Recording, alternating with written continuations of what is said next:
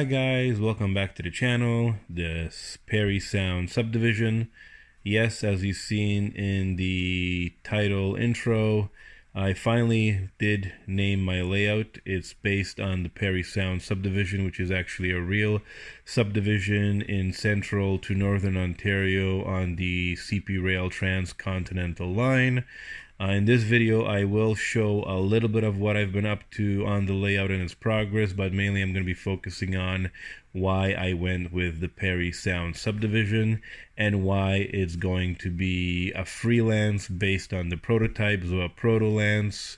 Basically, with the limited amount of space I have, I wanted to capture the general area, and therefore to do that, I had to take a lot of liberties. Maybe one day in the future when I have more room and I still decide to go with the Parry Sound Subdivision, I will make it more prototypical, as I will be able to cover more geographical area. But before we go into all of this and the update to the channel, I'm gonna say my final words on the whole COPPA issue and what I'm gonna be doing with my channel.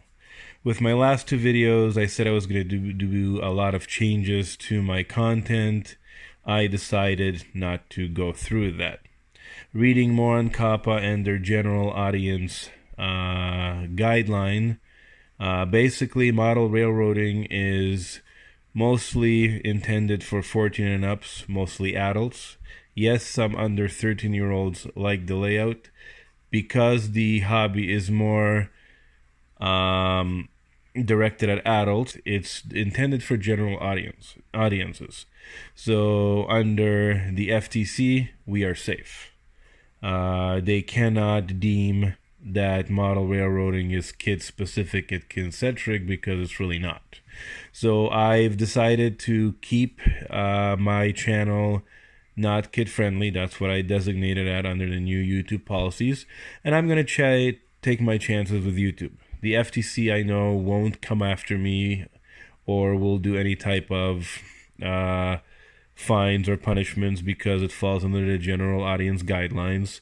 If YouTube wants to overreact and delete some of my videos or delete my channel because they believe I'm not following COPPA guidelines, so be it. I have that new Facebook group called the Parry Sound Subdivision that I will link below, so please join that as well, guys, if you have Facebook, so you can follow along my updates on that as well. I'll be posting more pictures and more short-term updates on what I'm doing on the layout, but that's where I stand. I'm going to keep my channel as it is, not going to change anything, still going to be doing rail fanning, rail operations, rail running, mail calls, engine reviews, and all that. With that said, to hell with it. And YouTube can do what they will. It's out of my control on that end. I will run this channel as it has been, as long as it's up here. So without further ado, let's get on with this video.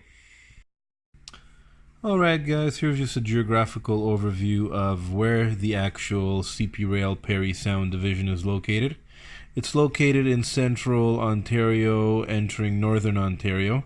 Here is Toronto and the Great Golden Horseshoe, where most of the Canada's actual population lives. State of Michigan is right over here. New York is right over here. You see all the Great Lakes.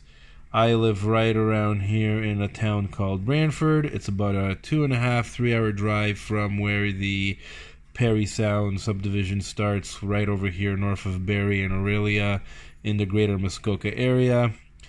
Goes all the way up through beautiful picturesque forested land A lot of rock outcroppings because of the Canadian Shield, and it goes to a major northern city called Sudbury.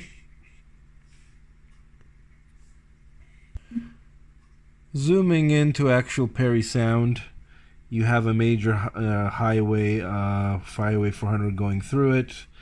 This is the CN line and the CP rail line. It's a major transcontinental route for both Canadian major railroads. Often you see CP rail and CN using the tracks collectively through here, depending the time of year. One is used as westbound traffic, one is used as eastbound traffic.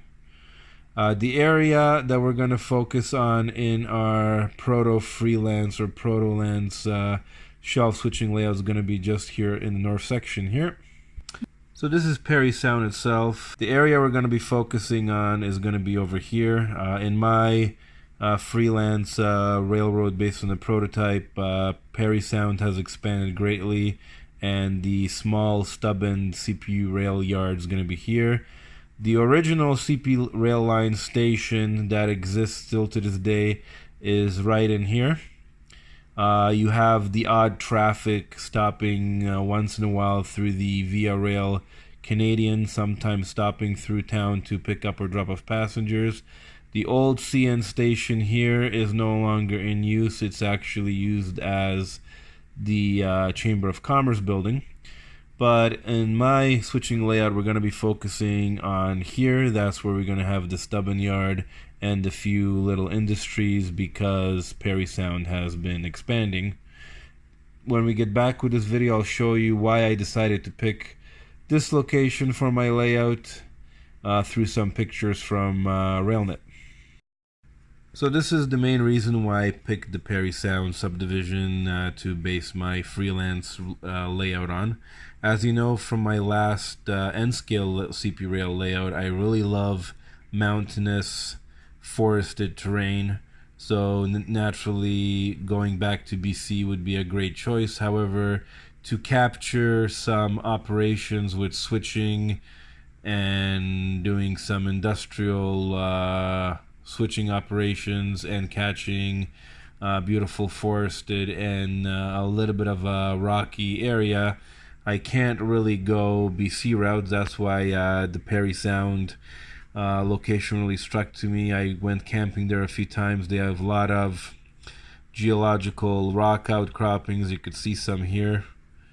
Look at all the forests. You see lakes and bogs, many lakes, many rivers, bogs and such.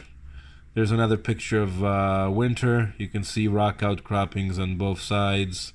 That's going to be actually one scene I'm going to be modeling on the switching layout.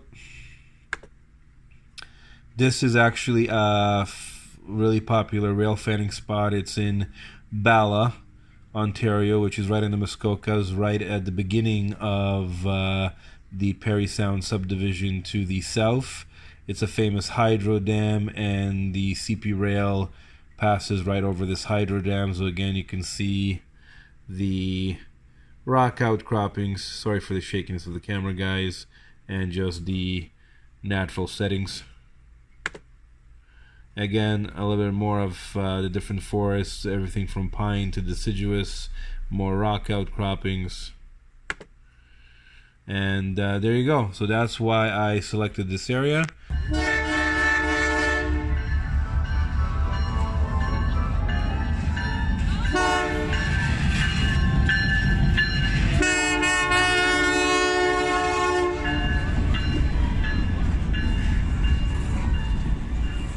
Alright guys, this is going to be my final video of the year. Merry Christmas and a Happy New Year, and I'll see you in January with a layout update. Like always, thank you for watching, subbing, liking, and commenting and sharing. See you in the next one.